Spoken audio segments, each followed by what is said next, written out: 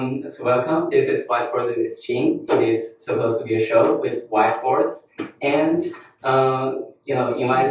yes, with Jing, with Jing, and we are gonna talk about how to specifically unlock the magic of crypto or unlock the magic of credible commitment devices, which I think is one of the biggest value proposition of crypto. And specifically in the process of discussing the value propositions, we will see that MEV, or traditionally named maximal extractable value, will arise as whether surprising or unsurprisingly as a result of the application or our pursuit, the path dependency of our pursuit to use crypto to unlock the true social welfare applications. So for this is the first episode. We're going to talk about specifically how the show is going to be laid out, and specifically through the game theory perspective. And today we have Barnabé. Would you mind giving a little bit of introduction? For sure. I'm Barnabé. I'm a researcher at the Theorem Foundation at the Robust Incentives Group, which is a research team dedicated to mechanism design and game theory for the Ethereum protocol. Yeah, so let's start with discussing the big picture, right? The value proposition of crypto. So one of the things I think particularly interesting in game theory is the idea of price of anarchy, and specifically how agents, when you assume them that all of them have rationality, meaning that maximize their own utility, then they inevitably run into some bad scenario, and that is what we want to solve, right? That is like why I guess many people in the crypto community are obsessed with words like coordination. Correct. Yes, correct. And from what I have understood, so many game theories previously all worked on various ways of establishing how do humans coordinate, and specifically how do rational agents coordinate. What do you think are some of the good examples that you encountered? Well, humans coordinate all the time. I think one of the most powerful coordination tools that we have, for instance, is language. Like we use the same words to describe the same things. Money, we use the same referential to describe the same amount of value. Bytes, data on the internet, we use the same protocols to communicate with one another. Language is a protocol. So it's very clear that once you find the correct way for people to meet one another,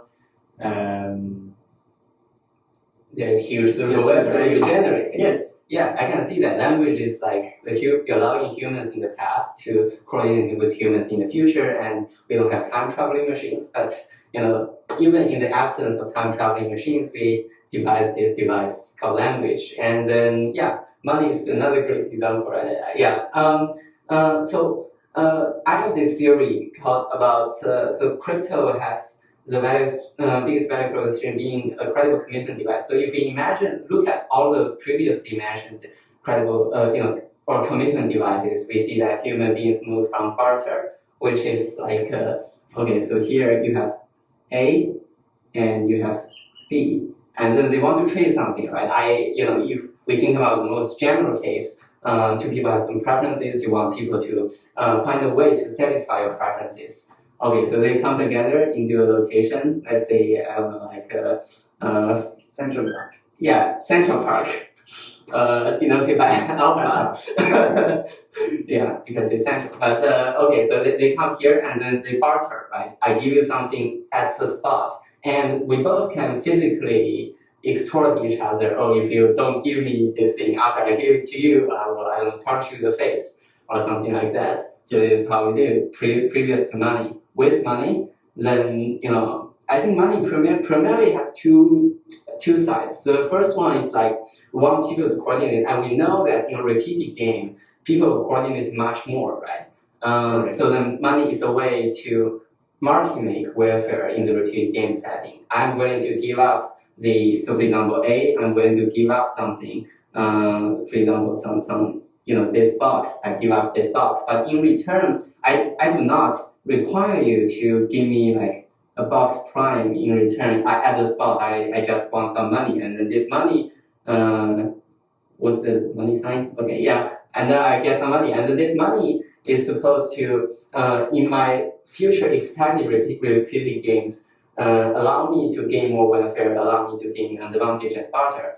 However, another view to view money is that everybody has some utility dependent on money, and then my utility minus $10 should be equals to the the other people's utility decrease in that person losing another $10. However, we see that that might actually not be true.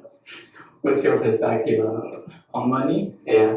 Well, I would say first that money is bigger than barter, right? Like there's this popular narrative that barter doesn't scale, and maybe I want a cow and you want honey. A chicken? Yes. Yes, and we can't find at the exact moment in time the things that we both want.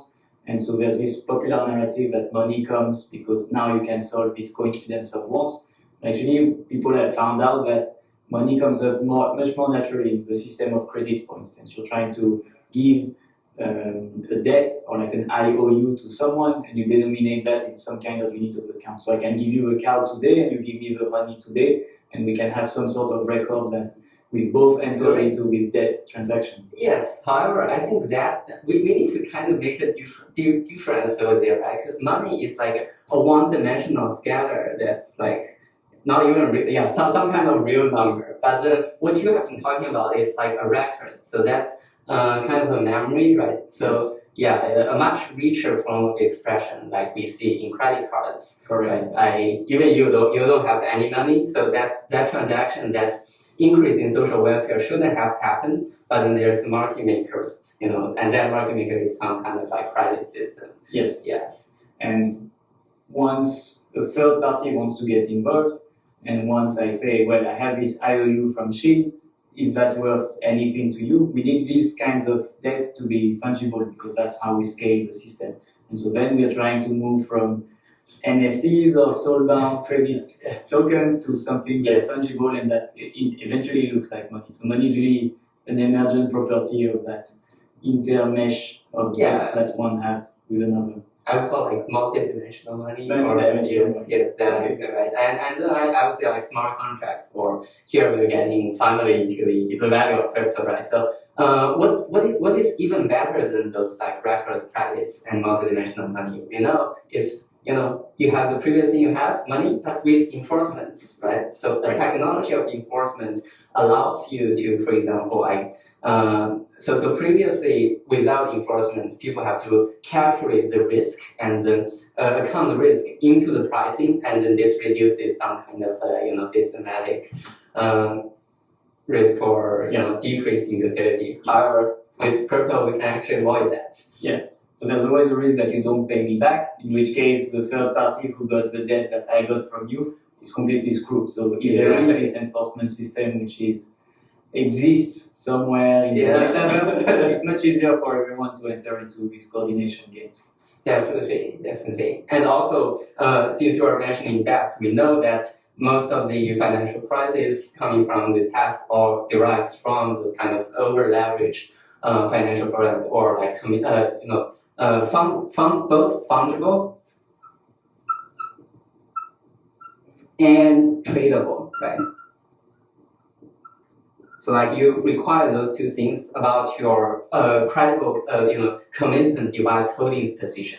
Yeah. So then like once we have those, then of course we can scale, which is another way of saying that we can bring more people into this coordination game. However, we know those things cause financial crisis, so maybe it is better if we have some undesirable coordination, right? So that is another name for, as we know, collusion. Mm-hmm. Yes. So so it has like two sides, and we really want to avoid it. As far as I know, you have like an interesting U diagram. Should I plot it here? Yes, that would be great. Yeah. So we're coming back, I guess, a little bit on the idea of Price of Anarchy. Yes. And just as an explanation, the Price of Anarchy is this notion where if you chart the plot and you see the best welfare state, suppose it is suppose this is like state the welfare of state S, and then this is like larger than any other possible state. Okay. Mm-hmm. And then this is like supposed to be a real number. whatever. Let's suppose that right now. And then we know that the original, we have a set of equilibrium states, right? Yes. So agents play the game, they inevitably end up in a set of equilibrium states. Suppose we are playing this game G, and then another state, let's say WJ, is in the set of equilibrium states. Then we know that the price of anarchy, denoted by price of anarchy, equals to the welfare of the maximum states divided by the worst state in the equilibrium. So here we're like abbreviating it a little bit by just saying it's arbitrary J, but of course, so this is the generic definition. So what we mean is that if we have a dictator in the game who can assign actions to every player in the game, that dictator can get the best overall welfare, the maximum of all the payments to all the players. But players themselves, if they play against one another, very often they want to do things that are good for them and they start deviating. So you can think, for instance, of the tragedy of the commons where everybody has an incentive to pollute a little more. And at the end of the day, everybody is worse off because they all try to maximize their own profit. And then the price of anarchy can be quite large between a world where the air is very clean and a world where the air is very polluted. Exactly, the fishing village example, right? Correct, yes. Yeah. And so this price of anarchy is really, it came up, I guess, starting end of the 90s when people were thinking about the internet and congestion, specifically on the internet. So trying to understand, I want to send Shin some bytes of data. He wants to send to someone else. There's this big network of bytes. We don't have time to compute the optimal routing of all these bytes through the network. So we have to make simplifications. We have to be opportunistic and maybe a bit greedy. I want to send it as fast as possible to you specifically. And then we are going to get into situations where the network is not as optimized as it could be if there was this, I think Christos Papadimitriou called it micromanager who is optimizing the internet. And so, and then we get in these bad states, and this is really the price of uncoordination, like how much we lose from people not being able to, to achieve this nirvana of payoff. Should I plot this usually? Okay, great. So when I was doing my PhD thesis, I was trying to understand how exactly we can get back to the utopia. And I was thinking of it this way, which is that on the one hand we have efficiency, and on the other hand we have decentralization. We can be very efficient if we have a dictator. The benevolent dictator. The monarch model, Singapore. In this case, we're here. Everything is perfect, everybody's needs are maximized, people are prevented from achieving better payoff for themselves or their individual greediness, but society as a whole is feeling better. Yes. And on this end, if we let everybody decide for themselves and make their own decisions, they're really naturally going to decrease the efficiency of the system, right? If it's, let's say, language. If we're all talking like a different language to one another, nobody can really understand. There's no one who's there saying, no, you should all be using English so that we can talk to one another. Exactly. Because like the most efficient language for myself is going to be optimized from my own personal experience, and everybody's experience is different. Then, if we go the full anarchy route, of course, people are going to speak different languages, and that inhibits this coordination. Correct. And so, is this hopeless, right? Like, do we only have a choice between Louis XIV or the anarchy in the world? No. As mechanism designers, what we really want is to still achieve efficiency while being somewhat decentralized.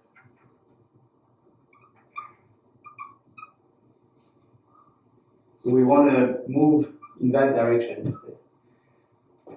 Yes. What I mean here is that, well, to some extent there's a bit of centralization because we bind ourselves to follow what the mechanism tells us to do, but the mechanism is also able to recover the efficient allocation of the outcome of the game for all the players.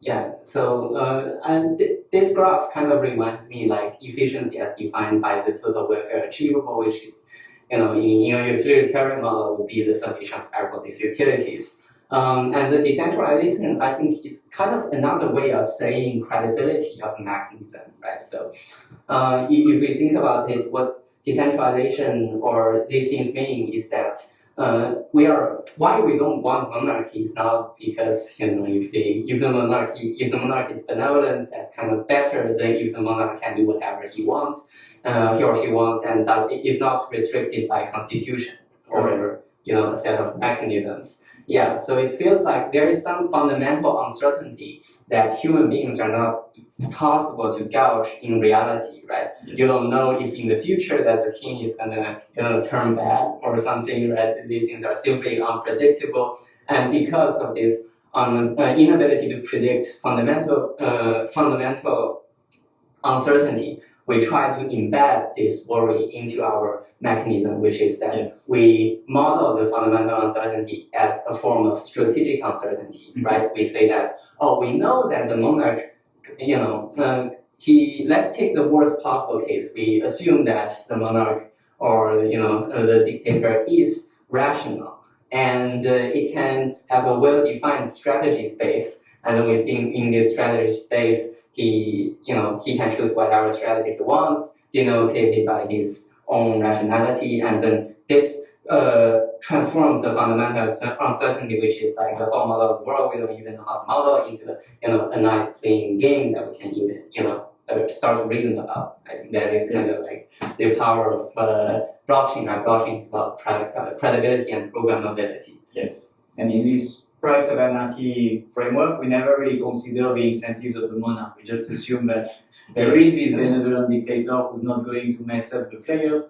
But when you think about it, the monarch would always scare the players to say, unless I get this amount of the social welfare, I will throw you back, guys, to the anarchy. And so now when we think about blockchain, we think about replacing centralized institutions that pretend or sometimes help us embody the monarch role. But it would be so much better if instead we had ways of ensuring that the monarch doesn't act against our own interests or abuses the position by extorting the price of anarchy from people. Yeah, that exactly, and that's like what's interesting also here is like people like even if you're in a monarch model, people have different beliefs, right? We have like common knowledges. Each people have a different knowledge or a different belief, and then even though it's credible, even though if you're indeed credible and then people think you're not credible, then they will still act in an anarchy way according to their own interests. So like incentive alignments and this, credibility signaling is of course a very important part. And by crypto, we all know that it is secured by at least what Ethereum is doing in crypto is to ensuring the existence of a decentralized enough party. So if enough disinterested parties, disinterested meaning that they have a high collusion cost, if enough disinterested parties hold this commitment for you, then they can't. You have less strategic uncertainty, right? Yes. Yeah.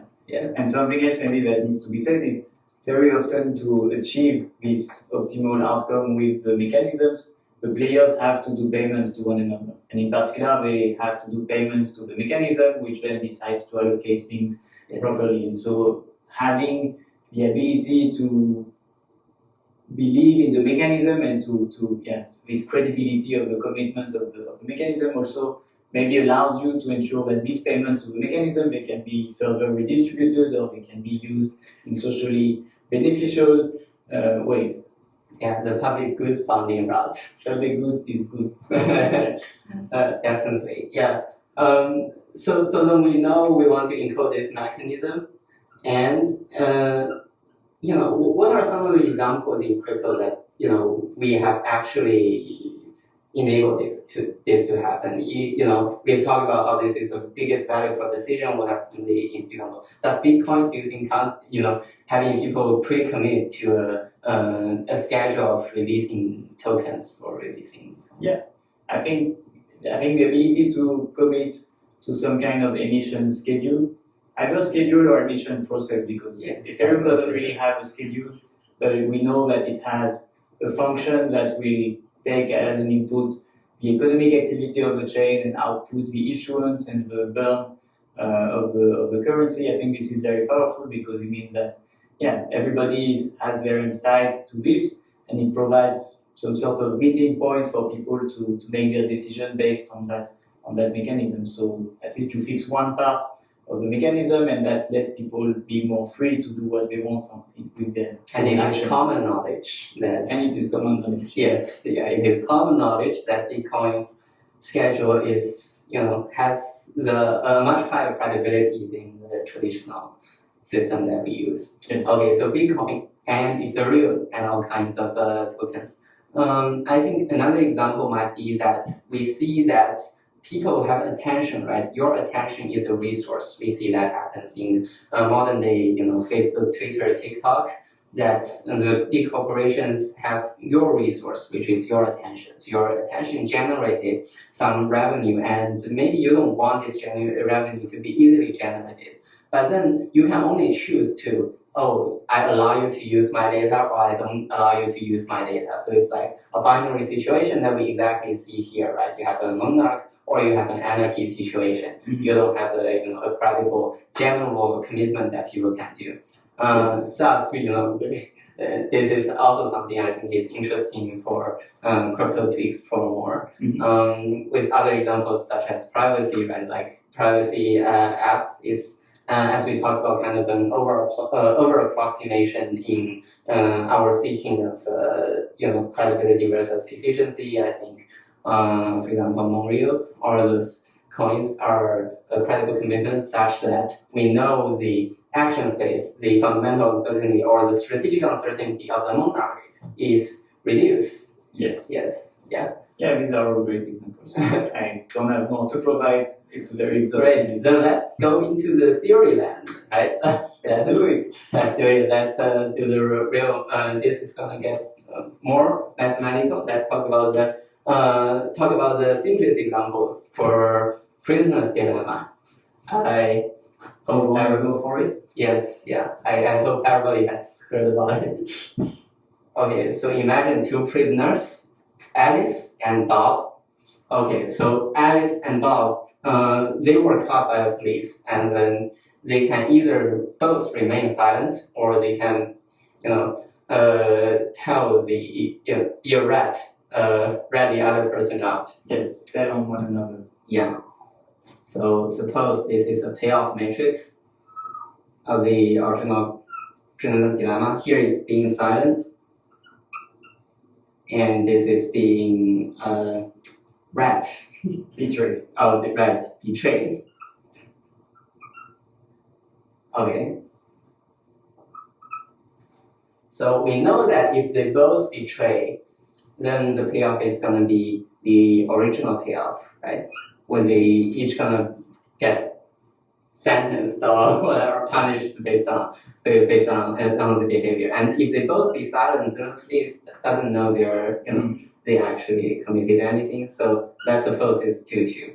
And then if one betrays the other being silent, then it's gonna be let's suppose it's 3-0 and 0-3, right? And then we can verify that this is the equilibrium state for everybody.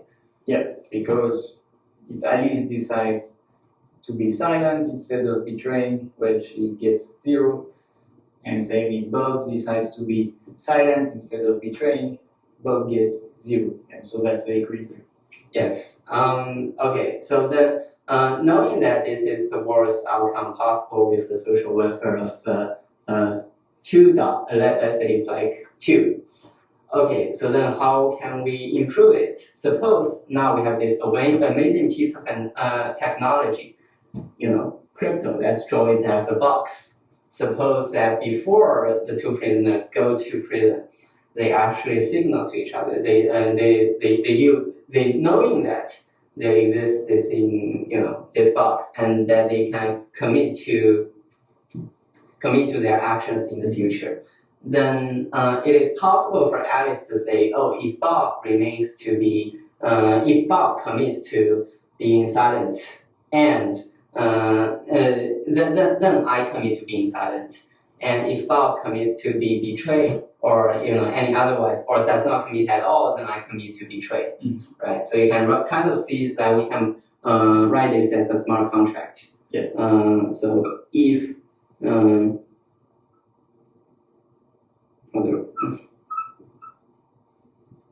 if Bob commit to actually silent, if Bob commit to silent,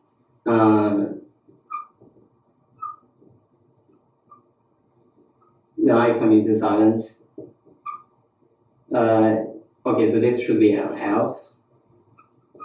In any other cases, I commit to betray. Okay, so then publishing this piece of smart contract makes Bob seeing this smart contract, and then Bob knows that the only rational move would be to commit to silent, right? So Bob's decision tree actually looks like, so you can verify. So Alice has two options, whether to do a commitment or not do a commitment. If Alice not do a commitment, then both parties know it's gonna end up as 1-1 as the original payoff. If Alice does the commitment, and then now we transfer the move to Bob, right? So then Bob can choose to either commit to Alice's contract or not commit to Alice's contract. So Bob knows if Bob does not commit, so this is the L scenario, Alice commits to betray. So then knowing that Alice commits to betray, Bob can only choose between 0 and 1 payoff. So he's going to choose 1. So we know that if doesn't commit, then this is 1-1. If he actually commits, then knowing that Alice has chose to be 2, and he also committed to being silent, so then they end up as 2-2. So then, you use backtracing, we know that this is a dominant strategy for both players to play. Right. So then, here this sounds almost to be too good to be true, right? Yeah. What are some of the pitfalls you see, right? It's almost as if Alice isn't being maximally rational. Yes, I mean, Alice, first, what gives her the right to be the first player in making the decision here? Yeah? Yes, Alice is the monarch. Alice is the monarch. And so Alice could say, I want a commitment from Bob, but on top of this, I want a payment from Bob. Exactly. Whatever extra payoff he can get, I want to get it for myself. Exactly. So it's gonna so it's gonna be if Bob commit to being silent and transfer me, let's say $1, like 1 payoff after the game, then I commit to being silent, or else I commit to betray. So then now, if we go into the decision tree again, this is not going to change. And so let's say Alice commits to this, and then Bob knows that if he does not commit, this is 1-1. This is all clear. And then if Bob actually commits, then Bob is first going to give Alice less than -1, right? So well, Bob's payoff will be This is the original, and then after the game, Bob gives 2 payoff. So it's supposed to be like 2 minus 1, which is 1, and then for Alice, since it's got +1 from Bob, so Alice's payoff is gonna be 3-1. Right. Yeah. So then this is what's gonna happen, and Bob is kind of indifferent between committing or not committing at all. Yeah. But of course, Alice could always say 99 cents. exactly, and that will be enough. Yeah, would be enough. So it can extract almost all of the social welfare, or like the major, it's kind of the box is useless in this scenario. Well, yeah, useless in a sense, but also there is greater social welfare in that society. It's just that Alice is able to capture all of it rather than Bob. So it just feels unfair. Yeah, it if I'm a utilitarian, I like that situation better. It's strictly better than this. Yeah, actually, we can always argue that because it is better to have the value extracted rather than give the value to the, uncoordination. Yeah, to the uncoordination. To the police. Exactly. Okay. So then now suppose we all know that crypto is permissionless. This has always been the case. So it's not just that Alice can publish this smart contract. Bob can also make these credible commitments, right? So then we know that then the payoff is only going to be 1-3 or 3-1, right? So those are the feasible payoffs. And in fact, we can see that the solution space seems to got larger from this original game, right? We originally can only do 1-1, even though those two feels unfair, they're still larger and achieve greater social welfare. Actually, there seems to be a principle in traditional game theory about this, right? Like, Yes. in order to increase social welfare, we have people play repeated games. Should I talk a bit about this? Yes. So in repeated games, we allow players to not only play this game once, but to play it over time. And when you play it over time, so when you are a game theorist, what you do is you specify the strategies that the agents are taking. If you play the game one time, I only need to specify one strategy for you to play. But if I play over time, I can specify a strategy that eventually evolves as time goes on. So for instance, my strategy when I play over time can be the minute Jean plays betray, I betray until the end of time. So we call that the green trigger. Like it only needs to be one failure of Jean's behavior, and I will just do the worst thing possible for the both of us. So basically suicide one another into the bad payoff forever. That means that for you, it's never rational to play betray. You want to constantly play being silent, because otherwise I will click the button and we both betray. It's kind of as if it is common knowledge that one of the players have a credible commitment, right? Committed to that in the repeated game setting, I have this retaliation strategy. Correct, yes. And so to understand the space of the payoffs that we can achieve with these critical commitments, we use what is called the Folk theorem, which is a description of a feasible space of Okay, right, Folk theorem. Folk. Yeah. Yes, Folk theorem. So the reason it's called Folk is not someone who's named Folk. It's just that everybody knew that this was true, and the proof is not so complicated, and so yeah, it was just never really written up as something. I don't remember who wrote up the Folk theorem. Yeah, maybe actually some guy. So to visualize what the Folk theorem tells us, we're going to plot the payoffs of the players on a two-dimensional axis. So first we have the bad payoff, which is here, 1-1. Then we have the good payoff, which is here, 2-2. And then we have these other two payoffs, which happen when players play asymmetrical actions. So in one case, Alice has a payoff of 3 and Bob has 0. In the other case, Bob has a payoff of 0 and Alice 3. Yeah. And so, okay, so what is achievable in that space of payoff? We are going to draw what's called the convex hull, which is all the payoffs that we can achieve from randomizing our actions in a sense. So I could say, when Shin plays betray, I play betray for 5 rounds, and then I revert to playing silent, and by mixing up the proportions of being silent or betraying, we can move around this space and achieve any payoff that's contained in So anything containing this convex shape is going to be anything in that shaded region is possible.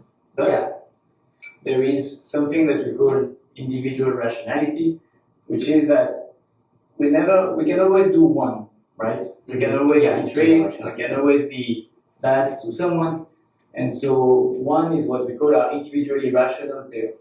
And so we know that Alice is never going to pick a point which is in that part of the hull, and Bob is never going to pick a point which is in that part of the hull. And so really, the space of equilibrium, or achievable equilibrium, is what I now shaded in green. And what you notice is this point, which is the socially optimal outcome, is part of our green shaded region.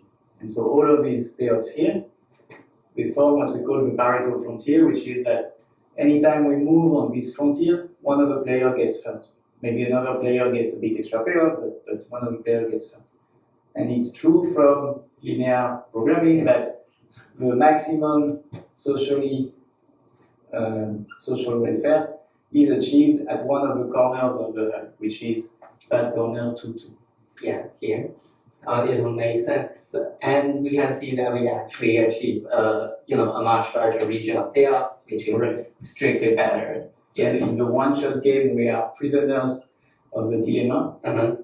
Meta. And we are stuck here, but in the repeated game, we can break out of our prison and be always cooperative. And what's interesting is that we can kind of see a striking correspondence between this traditional way of how game theorists think of improving social welfare with the actual, what we can see over here, right, in the credible commitment world, in the world of crypto.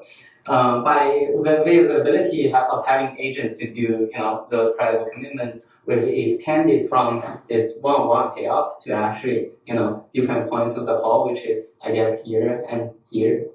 Okay, so then it is almost, we can have a folk theorem for credible commitments. And in fact, it is indeed proven that we can explore a much larger set of payoffs, and that's strictly beneficial. So here's one question for you. These two payoffs that you said were achievable with the commitment device, they are not part of our convex hub, right? Yeah, because they allow to. 1, 3 is here. Wait, that's 3, 1. And this is 1, 3. So how do we get here, right? Yeah, that's a great question. What's the power that crypto or credible commitment devices has beyond, repeated games? Why is it even better than all of the previous technologies? Is it even better because people can extort one another? That's the two sides of the coin, right? You have collusion and you have coordination. But overall, I think the set of payoffs is kind of the value add of the enforcement technology in arbitrary expressions. But then we still have this unfair problem over here, which is something we kind of need to talk about, right? Because either in here it's Bob being the monarch and here is Alice being the monarch. We kind of need to address this. So for to reason about this in an easier way, let's just say that abstract the person who is the monarch, or abstract away the person who can be first in the game as an agent C. Let's call, we have Alice, we have Bob, and then we have the person who goes first. So then now we can kind of formulate this in a cooperative game theory sense, right? So we know that in cooperative games there is a worth or a value of each coalition, which means that the payoffs that the coalition could achieve by the agents in the coalition. So in this sense, the payoff of only Alice playing this game should be 1, right? So if Alice plays by itself, then without any coordination. Yeah, without any coordination, only 1. So this is same for Bob for 1, and then the person, since there is no coordination happening, there's no person who goes first, so it's gonna be 0. Right. Okay, so then now let's get into the interesting part. So suppose it's Alice and Bob somehow forms a coalition, right? They form a coalition, they are coordinating. Then we know that the payoff of this coalition is going to be 4, right? So it's 1, 3, 3, 1, or 2, 2 payoff. So then if one of them colludes with, so in this sense, coordinates with the person who goes first, so in this sense, if we have AC, then this smart contract. Yes, using smart contract or vertical integration, meaning that Alice, for example, if we are using crypto, Alice is already the validator. So then in this case, AC means that the worth of this correlation should be 3, right? Because Alice already guaranteed to get 3. So then this is going to be the same for Bob. And finally, the grand coalition, if ABC forms a grand coalition, the payoff is still going to be 4 because there's only 4 value. Okay, so we can see that. So we can see, okay, so those are our coalition words. What's the actual feasible payoff? So we know that in cooperative games there is this notion called the core. So the core solution of a karaoke game means that it is a set of payoff schedules to each player. So this is like, suppose it's like payment to A, this is payment to B, this is payment to C. So it means that the sum of all of those payments equals to the collision's worth. So in this case, equals to 4. And we also require that no sub-collision could profitably deviate from this coordination, right? So for example, if we have ABC as this as the grand collision, then we see that this is not stable, right? Because AC could profitably deviate, and then A will get 1, and this is not, exactly a payoff structure. So what's the exact payoff structure that is feasible with, I'll skip the calculation, but we can see that the feasible one is 1, 1, 2, meaning that Alice and Bob get exactly what they would have got if they did not use crypto or credible commitment at all. And no smart contract for them is as if.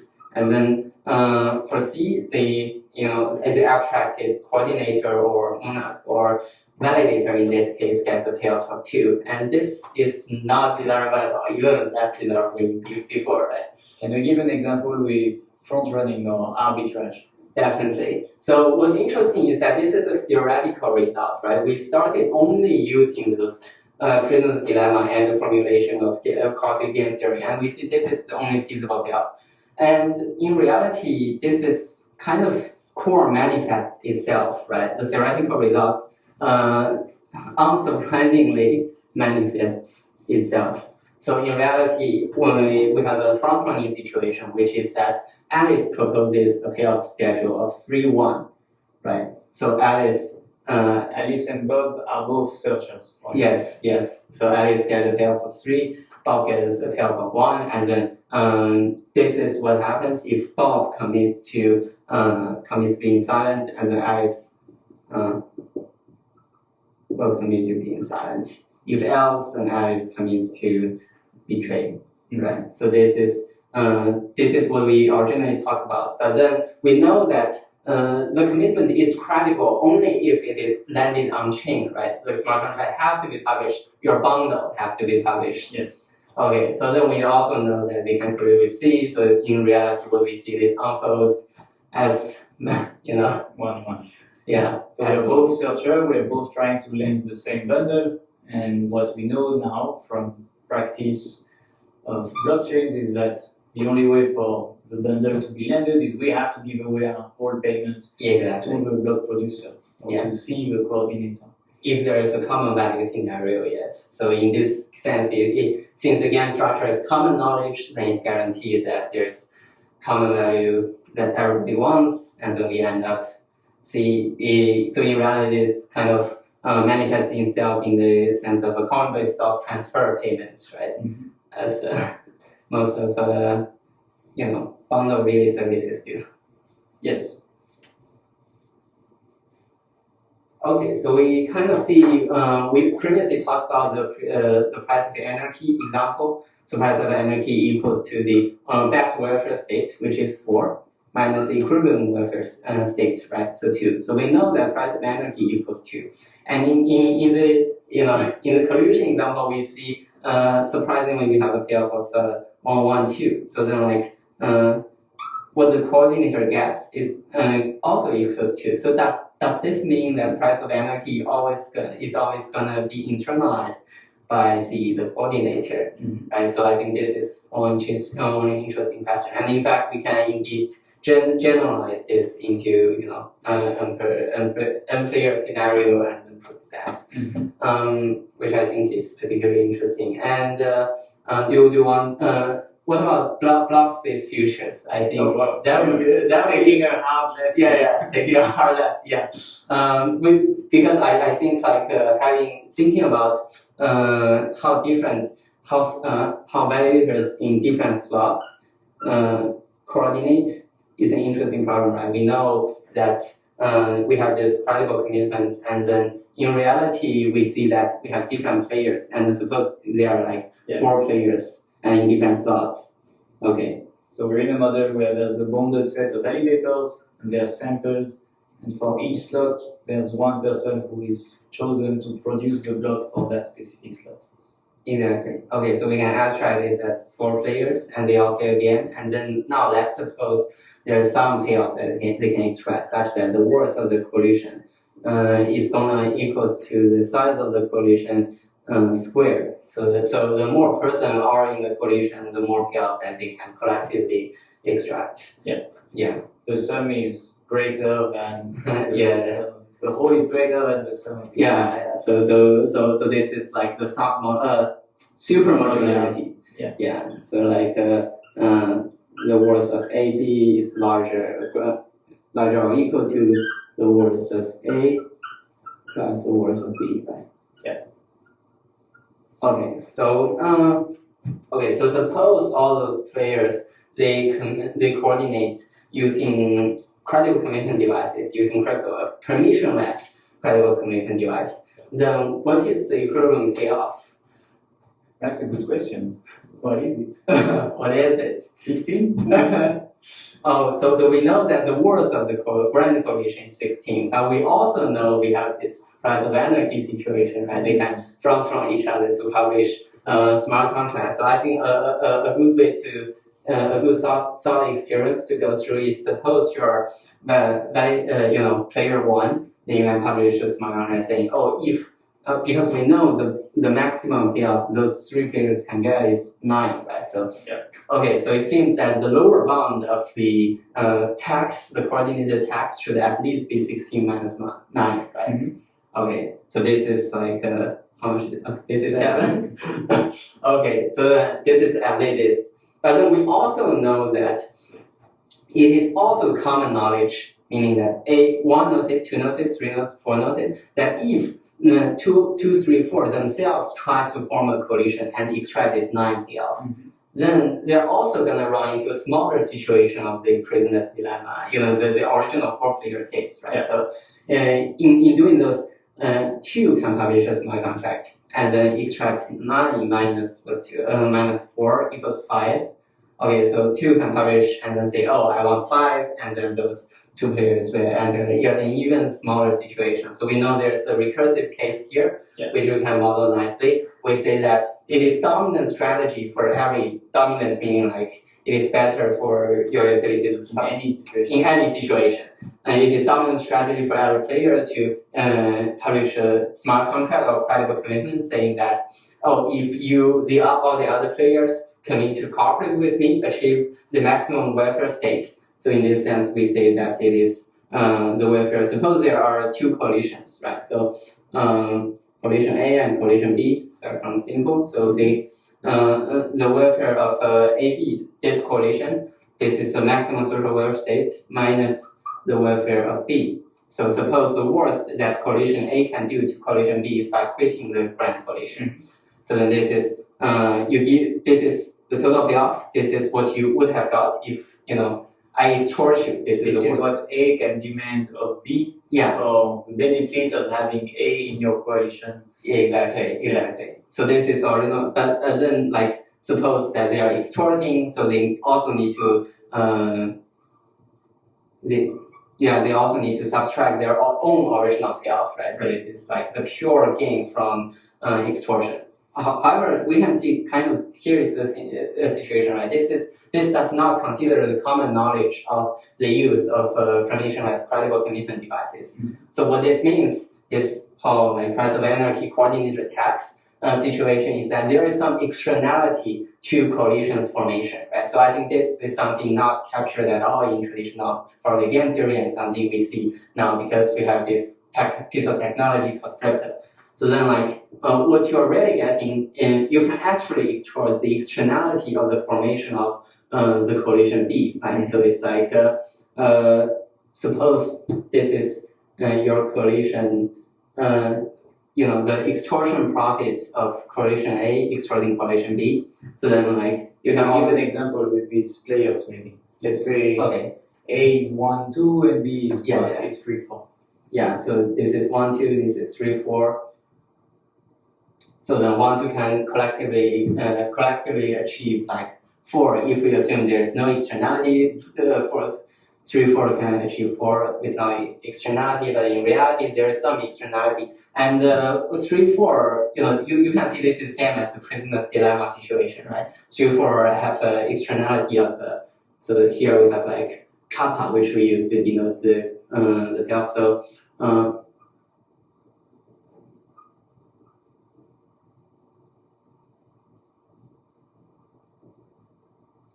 so we say that this is the externality, which is the the sub-collision of B can extrude from the other side of the the collision that forms B. And we know that this is recursive, so we consider, for example, if instead of 1, 2, and 4, 3, we have like 1 and 2, 3, 4, we see that we incorporate that scenario. And one can, let's skip the computations, but one can verify that this is indeed the dominant strategy, and then this, once we calculate this, it's equals to the price of anarchy scenario, assuming there's no other cost other than this extortion cost in the externality of collision formation, right? And then the proof is kind of simple, right? We see that this is going to reduce to subcases of the welfare state, and then if we actually unpack those 3 payoffs together, we see that this is the welfare of AB as a collision is basically the welfare if A and B are working together for and then the payoff for A plus the welfare of A and B working together for B, right? Okay, so then we make this term into this term and then minus the welfare of B together, welfare A together.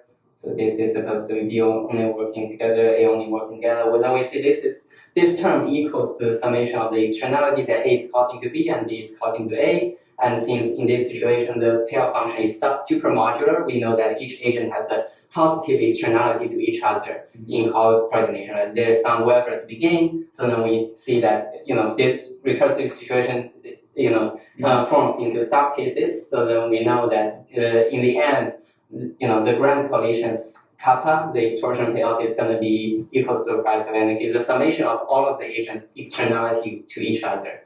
Yeah. Maybe another way to think about it, if you are a bit more mathy, is the distribution rule.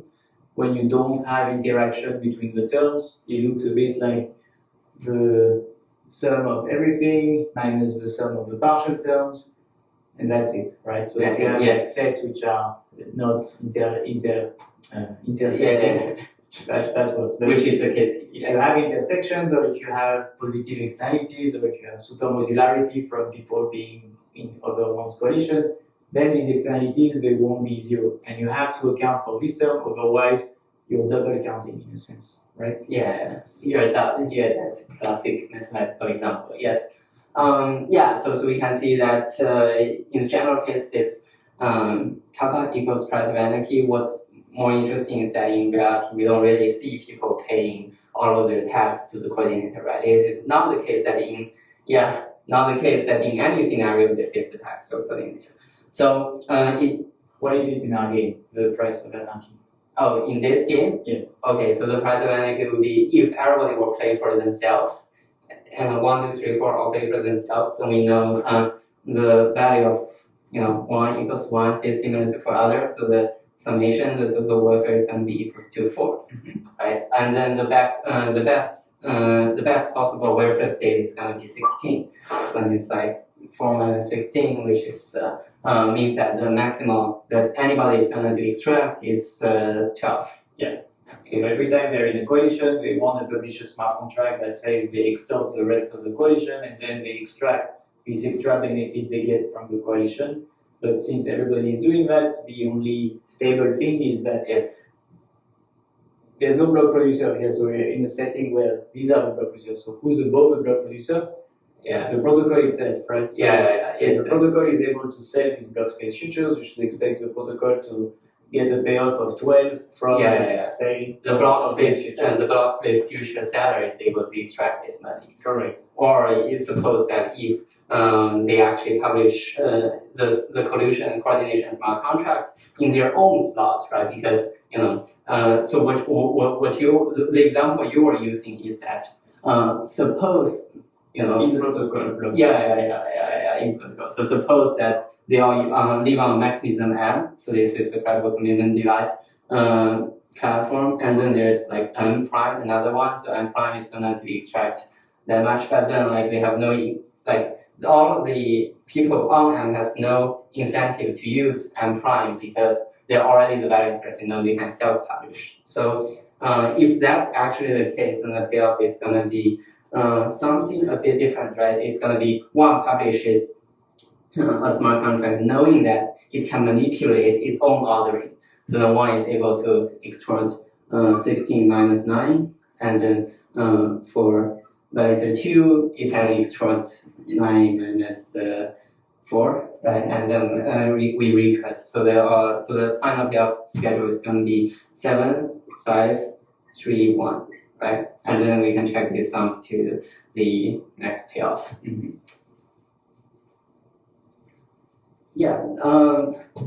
So this kind of seems there are two situations, right? What's a better name for kappa? What's a better name for kappa? Something that looks like an externality. Something that is crossing one another. Exactly. Chi, maybe? Or do you want not a Greek letter? We want an elegant name. We know that this almost feels like if you draw the payoff matrix, we know that if they can both to choose to front run or like not front run, so then we know that if they both not front run, which means that they don't use the platform does not exist, 1, 1. So this is 1, 1, 1, 1, right? And then this is like something like 3, 1 or 1, 3. So to whom does the value flow from the searchers trying to get their bundles in? And that person is the miner. And hence miner extractable value. Yes, the maximum. Whoever is the monarch, right? Monarch extractable. Or mediator, right? Because you can have a mediator, because like we originally wanted this thing to use for coordination. Coordination is mediation. Mediator extractable, all makes sense. But suddenly it becomes monarch, right? Internalizes all of the things. So this is the dominant strategy. It's a wrapped prisoner dilemma, almost meta, and we can recurse this all the way up.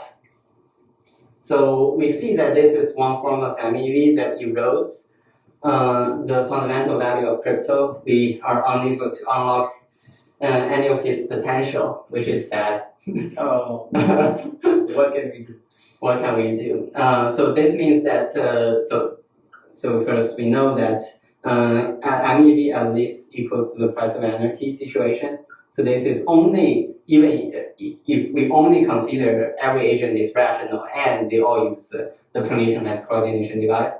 So so this is that we know that if we solve MEV, meaning that we redistribute MEV or like dividing a better mechanism for its extraction, we see that we actually achieve the optimal convex fault situation, right? Which is great.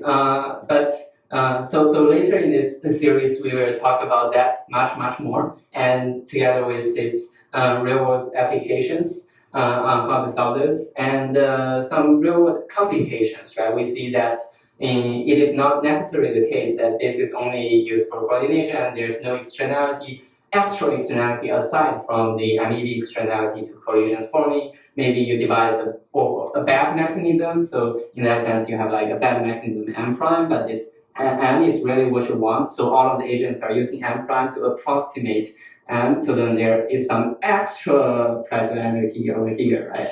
So this is the case we see that in most fair ordering or opaque privacy solutions such as threshold encryption, yes. So this is the part you don't want. Many problems to explore. In fact, I want to kind of conclude this episode using a mental model very highly similar to the one Barnabé was talking about. Should I erase this one too?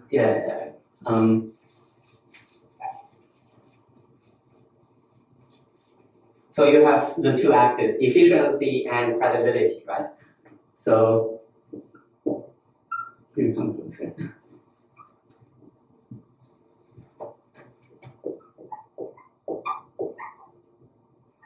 Now the axes are flipped. Yes, yeah, I flipped it a little bit. Let's use the green line to draw. Okay, so we know that what's the mechanism that achieves greatest efficiency in the credibility. This is a monarch situation. And then this maximum credibility and zero efficiency is the anarchy scenario, right? Which is similar to what if everybody has a commitment and then you order their commitment randomly or like just by some arbitrary order. Okay, so then those two states are bad, and then this is the state we want, right?